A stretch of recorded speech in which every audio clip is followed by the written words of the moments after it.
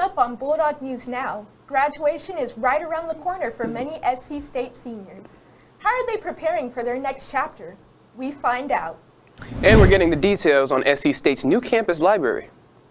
Plus, it was senior day at the Oliver C. Dawson Stadium. We got the highlights. BNN starts right now.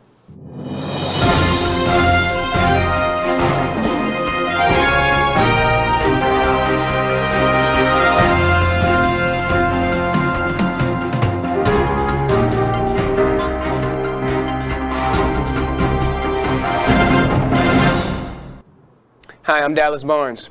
You're watching Bulldog News Now. And I'm Kendall Jackson. We begin with campus news. Seniors at South Carolina State are counting down the days until they get to walk across that stage. But before they do, the Career Center is helping them get ready for life after graduation. BNN's Sean Travis Holden has this report. It's that time of year again at South Carolina State University. Seniors and grad students are getting ready to take that big step into life after college. And right now, the Career Center is making sure every Bulldog is set for success when they walk across that stage. We start with simple resume development, professional development workshops, and we try to get them networking so they can make those connections with people and then rekindle those connections prior to them graduating. Well, the Career Center services all students. We service all classifications. From coffee talks to internship workshops, the Career Center is helping students build confidence, polish their skills, and get connected before graduation day. Focusing on coffee talks, internships, we're focusing on doing workshops to better help the seniors prepare themselves. And one thing they stress the most, networking, because those relationships can open real doors once you leave campus. Networking, that is very important because the Career Center does host events on campus in the fall and the spring where we bring employers on campus to help students get those jobs lined up. For students, that next step means something different for everybody. But one thing that's for sure, they're ready to chase their dreams. For post-graduation, I plan on finding any job dealing with my field, which is rehabilitation counseling. Being a former athlete, I kind of have a knack of, dealing with children, anything in that nature. I plan to go to graduate school here at South Carolina State University, doing the MAT program here, trying to become a principal, and then one day becoming a superintendent. I'll be continuing to work in either middle school or high school as a school guidance counselor, and that's what I'm getting my master's in, secondary counseling. For these graduates, it's bigger than just a diploma. It's about legacy, family, and Bulldog pride. Bulldog tenacity, that's one thing I can say. Showing Bulldog pride, knowing who I am as an individual, going out there, networking with other people across state of South Carolina and outside of South Carolina. Being able to earn my master's degree at the same school where my father played ball and earned his undergraduate degree, it meant a lot to me personally and to my family as well to continue that legacy. It really means a lot, this will be my second time graduating from SC State, so, they really kind of made who I'm going to be in the future, and I'm happy for that. As these Bulldogs step into their next chapter, they say SC State gave them more than a degree. It gave them confidence, purpose, and the legacy to carry forward at South Carolina State University. Thursday, December 11th is the date for the Fall 2025 commencement ceremony. It will be held in the Smith Hammond Middleton Memorial Center starting at 10 a.m. After 43 days, the government is officially back open. This comes after President Trump signed a funding bill late Wednesday night that will keep the government going into January 30th, 2026. Part of the bill reverses the firing of federal workers and protects workers from layoffs through January. All eligible federal workers will receive back pay by November 19th. Healthcare for people all across this country is on the brink of becoming unaffordable. American people as leverage in this political game. They knew that it would cause that pain to the people, and they did it anyway. While workers are getting paid again and museums and parks are returning to normal business hours, not everyone is satisfied with the bill passed. For instance, Democrats and some Republicans wanted subsidies for the Affordable Care Act extended for another year. This was one of the reasons why a majority of the Democratic senators didn't support the currently passed bill. The tax credit will expire at the end of the year, causing health insurance prices to skyrocket. There's a slim chance that House Majority Leader Mike Johnson will take up this issue next month. The SC State football team has had its last home game of the season over the weekend. Not only was it band day, it was also senior day. Seniors from various sports were recognized on the field. BNN's Renard Stedman has the highlights of the Garnet and Blue event. This weekend at Oliver C. Dawson Stadium, South Carolina State University celebrated more than just another football game. It was a day of honor, dedication, tradition, and Bulldog pride. Before kickoff, the university recognized its senior athletes, members of the world-famous Marching 101 Band, and the hard-working individuals within the athletics department. Each group received a well-deserved spotlight for their commitment to excellence both on and off the field. The celebration took place during South Carolina State's final home game of the season, a classic matchup against Morgan State University. For many seniors, it was their last time performing or competing in front of a home crowd. I had a chance to speak with a senior member of the Marching 101 who shared what this moment meant to him. A lot of legacies involved. He said being a senior felt bittersweet, knowing the journey coming to an end, but also being proud to represent the legacy of the 101. Going place to place, whether it's by bus or, or just, going to different stadiums and everything. It's things that I probably don't really feel like I would have seen if I didn't join. So. As the Bulldogs wrapped up their final home game, the night stood as a reminder that at South Carolina State University, once a Bulldog, always a Bulldog.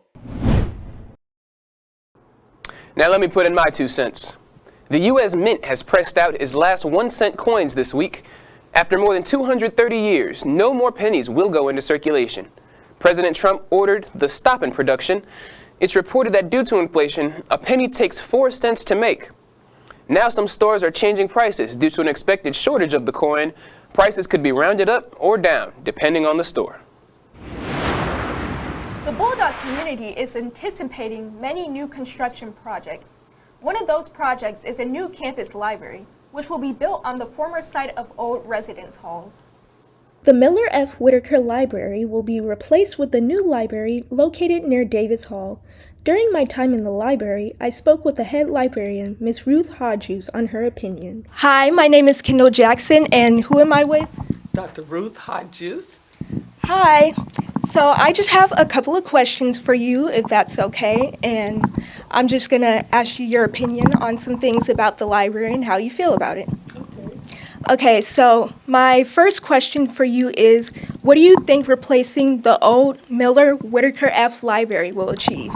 Oh, it will achieve lots of things. Of course, the main reason for getting a new library because there are so many problems with this library in terms of some including flooding. We've been having that problem for years. So therefore, we would have a healthier, safer environment for the students, and then the library will be brought up to date. Remember, this library was created for baby boomers. Right. So students of today, you study differently, you work differently, you're more collaborative. So we hope to have more open space, more collaborative spaces with computers and related technology, and which will, accommodate you, the millennials, or Gen Xers, if that's the terminology. Yeah. So with this new library, I know it's going to be very much remodeled. It's going to be a whole new thing. So my question for you is, what do you hope to see in the new library? Is there anything specific that you might want in there? Oh, well, we hope to see many things that I think you all can appreciate. A cafe that you and your fellow students or you and your professors can meet in a more relaxed environment to discuss, things pertaining to you or your curricula. I mean, it's kind of like a neutral place. And then we hope to have more lighting in the new library as compared to this closed-in environment, and we hope that the environment is much more appealing or pleasing to you as students. We hope that it's more welcoming, a more welcoming place, inviting environment that you as students would love to come to, the library. As you know, a lot of the bookstores have those types of environments. So it would be good to have something like this on your campus, even though we know you probably have the student center and other places, but still, we find that students still like to come to the library. Well, with that being said, are there any other final thoughts you want to say about the library, anything? Well, we here at the Mill F. Whitaker Library, in creating a new library, we hope that the library is more equitable environment, equitable environment, because we want the library to serve all students at South Carolina State University. We want all students to feel welcome.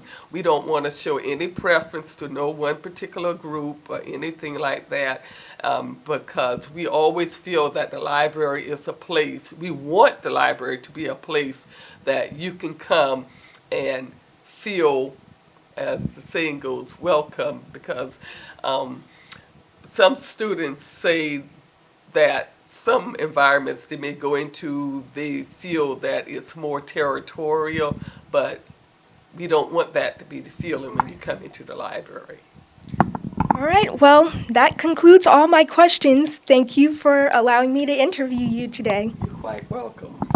While in the library, I also spoke to one of our very own SC State students and asked what she would like to see in the new library. Hi, who am I with? Mariah Campbell. Hi, Mariah. I'm just going to ask you a quick question about the library, if that's okay with you. Okay, so I just wanted to let you know that they're creating an entirely new library, and it's going to be near Davis Hall. And so my question for you is, what do you hope to see in the new library? Well, I hope to see more books on display so like the kids can really get engaged in their reading.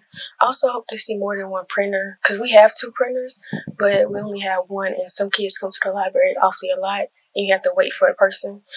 And I would really like to see like more color of our school colors, because like we have neutral colors, but I feel like more of the neutral, like more of the red and blue, I feel like that'll draw more attention.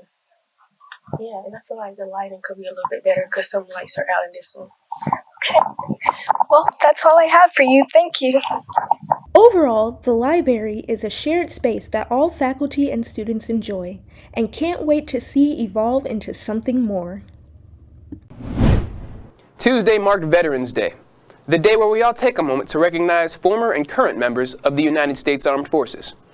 BNN talked with several members of SC State's ROTC Battalion, as well as Battalion Recruiting Operations Officer, Lieutenant Colonel Anthony Watson.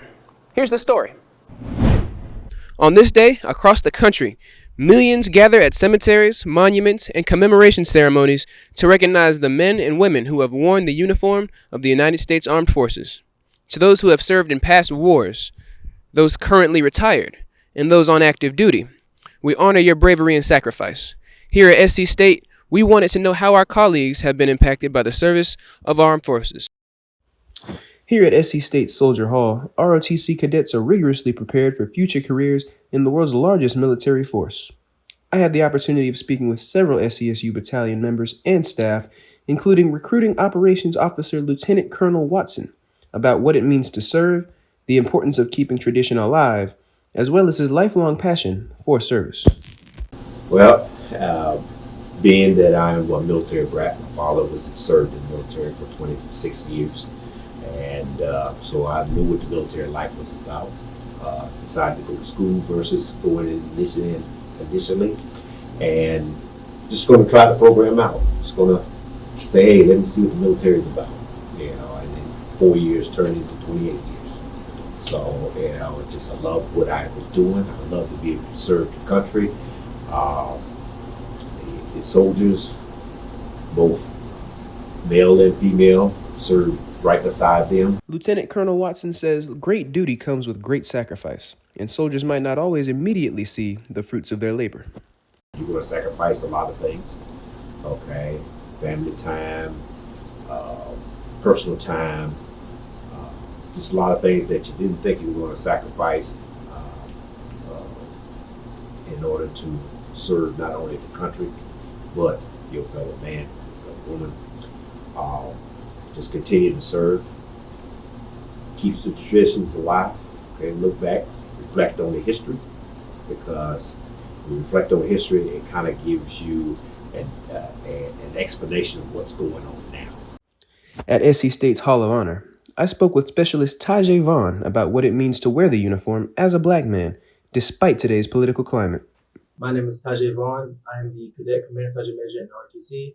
I am a junior business economics major at South Carolina State. Tajay explained that getting up and putting on the uniform every day is both an honor and a privilege that he does not take lightly. Well, to me, it means a lot. Even now and then, we still face a lot of adversity as far as recent changes to grooming standards as well. The standards which may have targeted our specific people. It means something of respect and courage to actually wear this uniform every day and to have the gall to say that we are an American soldier. Today's last word, Cadet Kendall Martin offered her successors some words of encouragement. I'm a MS3, so I'm a junior in the ROTC program. This summer, I'm going to advance camp to commission as a second lieutenant in the U.S. Army.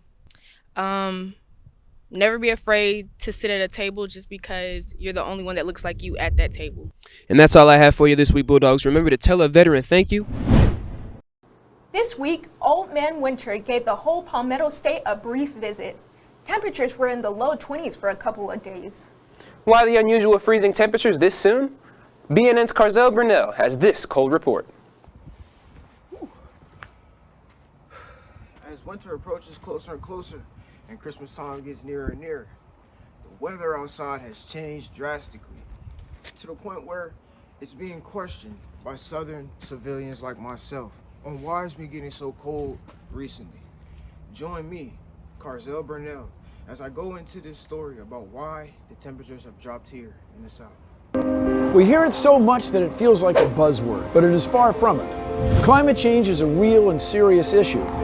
But isn't the climate always changing? What exactly is climate change and why should we care? Well, the Earth's climate has changed throughout history. Most of these slight changes are caused by small variations in the Earth's orbit. But climate change as we know it today is characterized by an abrupt increase in the Earth's temperature.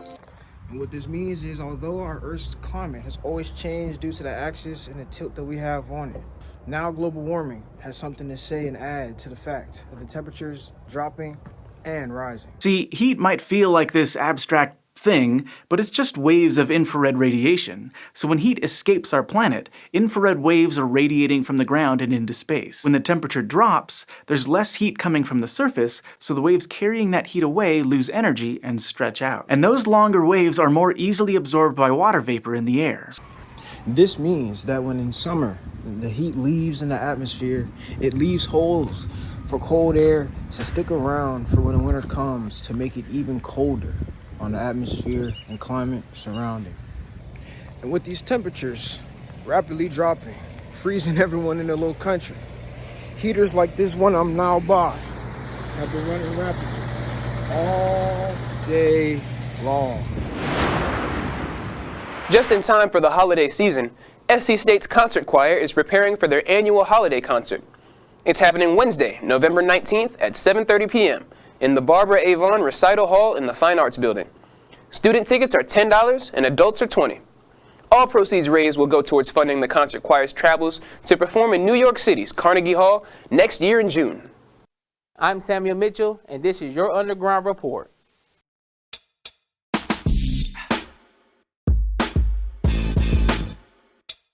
Big setback for the Jacksonville Jaguars. Rookie sensation Travis Hunter has undergone a successful knee surgery and will miss the rest of the 2025 season. The team says Hunter suffered a right LCL injury during practice on October 30th and had surgery in Dallas. Hunter is expected to make a full recovery within 6 months. Get ready to laugh. Comedian and actress Miss Pat is back on tour with her brand new Real Talk Tour 2025. Known for her raw, unfiltered humor and powerful storytelling, Miss Pat is taking the stage in cities across the country, including a stop right here in South Carolina. You can expect the same bold energy seen on the Miss Pat Show, plus plenty of new stories that only she can tell. Tickets and tour dates are available now at MissPatComedy.com. Netflix.com. Stranger Things, the final chapter is almost here. The hit series returns November 26th for its 5th and final season, wrapping up the battle between Eleven and Vecna once and for all. The Duffer Brothers promise the most emotional and action-packed episodes yet, with the grand 2-hour finale hitting theaters and Netflix on December 31st. The cast said fans should get ready to cry and cheer. Big news for Nintendo fans, Mario is heading to space. Illumination and Nintendo have just announced the Super Mario Galaxy movie, the sequence to the 2023 billion-dollar hit. Chris Pratt, Taylor Joy, and Jack Black return, joined by Brie Larson as Rosalina. The trailer teases is a comedy showdown with Bowser Jr. and breathtaking new galaxies, inspired by the classic Wii game. Mark your calendars. Mario Blast Off on April 3rd, 2026. I'm Samuel Mitchell, and this is your Underground Report.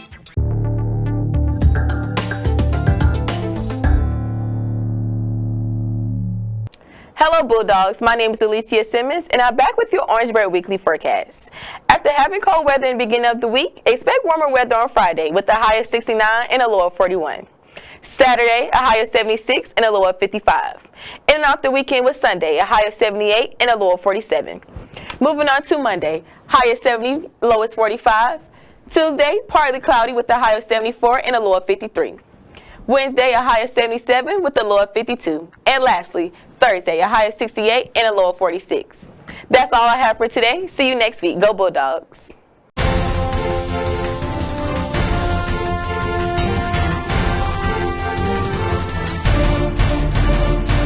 Good afternoon. A young NFL player whose future seemed bright has passed away under tragic circumstances, and his death is shining a spotlight on mental health among professional athletes. I'm Justin Jackson with your story. Marshawn Kneeland, defensive end for the Dallas Cowboys, died recently in what police are treating as an apparent suicide. He was young, talented, and expected to play for many more years. I was able to get around and talk to some students on campus who follow the NFL closely, and one student had this to say. When you think about athletes, you feel like they're invincible, but sometimes those assumptions aren't always true. So looking at them, their strive, you feel like they have it all together, but obviously that's not the case. Kneeland's death is raising serious questions. What kind of mental pressure do athletes face?